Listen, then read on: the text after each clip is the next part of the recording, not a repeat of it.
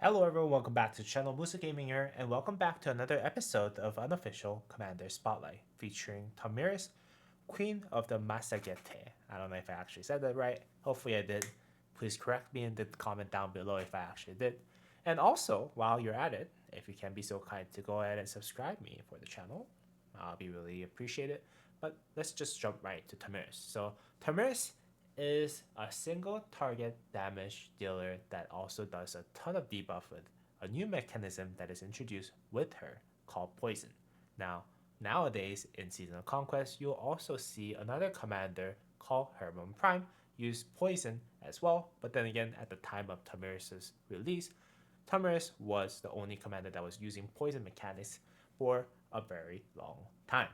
Now, with that said, let's just jump right into what Tomyris does. So, her first skill, Arrow of Vengeance, active skill with single target damage that has rage requirement of 1000, deals direct damage to a target troop with damage factor of 1000, and then if the target is poisoned, this skill will cleanse all stacks of poison and deal extra attack based on the number of poison stacks that the target has. It can basically do 40 additional per poison stack for any stacks that is under 10, and it can do 80 for anything that is more than 10. So at maximum, which is a maximum stack of poison, is actually 15 stacks. So this is a skill that will actually do 1000 damage factor to, let's see, 15, so 2200 damage factor when you have full poison stack on top of the poison stacks skill damage taken buff as well. So pretty powerful, but very RNG, it looks like. But then again, I'll go ahead and show you a little bit of why this is actually not as random as you might actually think. Her second skill is actually one of the most useless skills. When attacking a city, you gain up to 30% damage attack, and you take about deal 10% less skill counterattack damage, which is very unfortunate because this only applies to when you're attacking a city. So this does not apply when you're rallying something that is not a city, for example, like a flag or a city fort, city central fort. You don't really get to use this skill when you're rallying something else. Now, let's go ahead and move on to her third skill. Gains 30% attack bonus, and whenever this troop launches a basic attack, it has 10% chance to reduce the target's defense for 30% for 3 seconds with cooldown of 5 seconds. So 30% attack is good, 30% defense reduction is good, but then again with 10% chance, so this is pretty RNG for this one. Not too great, not too bad. It's a decent skill in my opinion. So her fourth skill, which is basically a passive skill, whenever this commander's troop launches a basic attack, it has 50% chance to inflict poison on the target for 5 seconds. So 15% chance to inflict poison on the target. That goes up to 100% when you actually max this skill. So whenever you launch a basic attack, you're inflicting a poison. Just think of it that way. The poison's effect can stack up to 15 times, and its duration resets whenever it gains another stack. So as long as you're attacking the target for each turn, you're basically inflicting a poison stack. And each poison stack increases the skill damage the target takes by 3 seconds. So with 15% at 15 maximum poison stack, it can take from 3% to 45% additional skill damage for the target. Now her expertise skill, Partial Blood, is a passive skill. This commander's troop gains 10% attack and deals 10% more counterattack damage. So great for anything that's swarming her because she will be doing a little bit more counterattack damage as well as attack. Whenever this troop is hit with a basic attack, the attacker's cavalry unit lose 10% attack until they stop attacking. So a little bit more sustainability against the cavalry attackers, but cavalry swarmer that is, but not a whole lot. Again, her skill set is actually designed around her first skill as well as fourth skill, around poison, around amplifying her first skill damage and so forth. So that's basically what Tomyris has. And let's actually go ahead and move on to some of the reports that I actually have on her.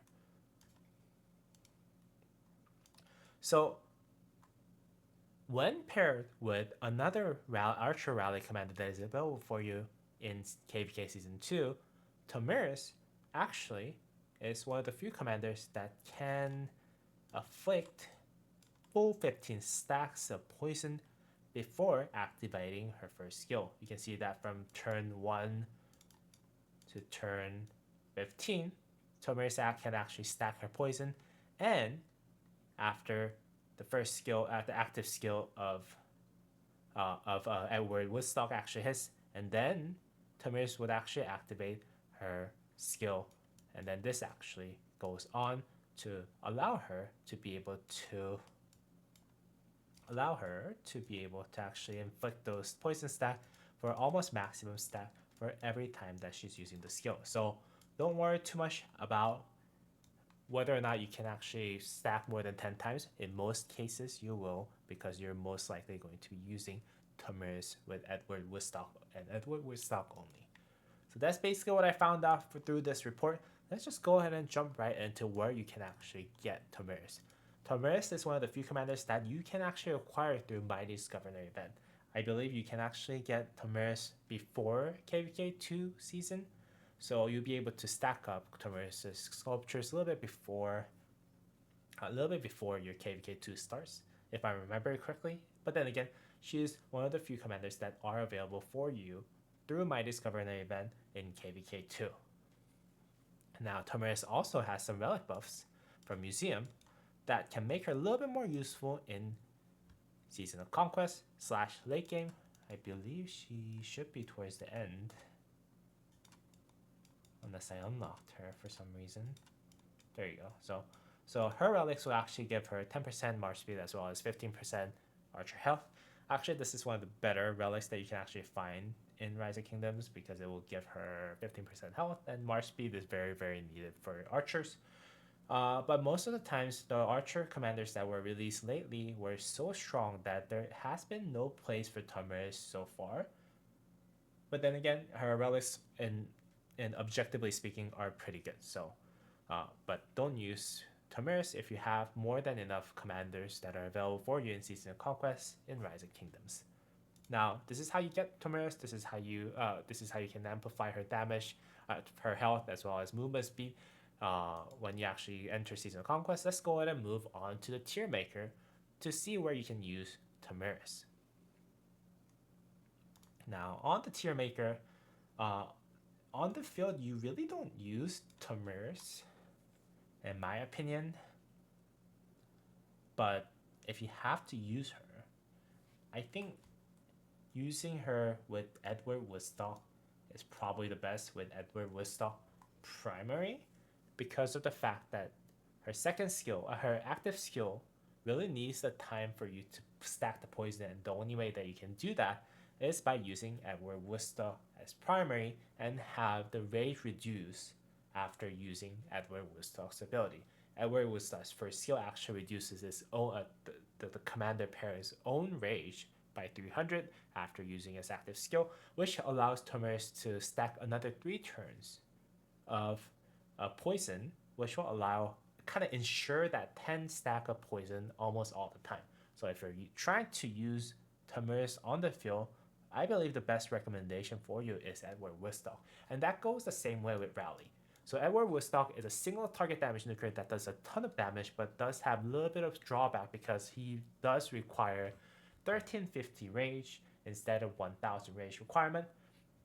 But then again, that will also work really well with Tomyris, because Tomyris will allow Edward to do extra damage with 15 stacks of poison, or 12 stacks or 13 stacks of poison, before inflicting a large damage of that Edward Woodstock actually inflicts. So it will amplify the damage by inflicting poison stacks before Edward actually uses his active skill. And on top of that, Tomyris' active skill will also do a massive damage, because it has a lot of the target that they're hitting will have a lot of poison stacks on them. Again, her active skill scales in terms of how many poison stacks that you're already inflicting on the target. So pretty strong rally combo as well as field combo, Unfortunately, I don't think this combo can use the field King Isongge, but that can be an alternative if you don't have either Edward Woodstock or Tomyris to use for KVK2. And I don't think anything else can really work well in KVK2. And after KVK2 and Season of Conquest, neither of those two commanders are recommended for use. Now, those are the best. Those are the best field as well as the rally pairing for Tomyris. Let's go ahead and jump right into the final rating of Tomyris that I can give for Unofficial Commander Spotlight. So number 8.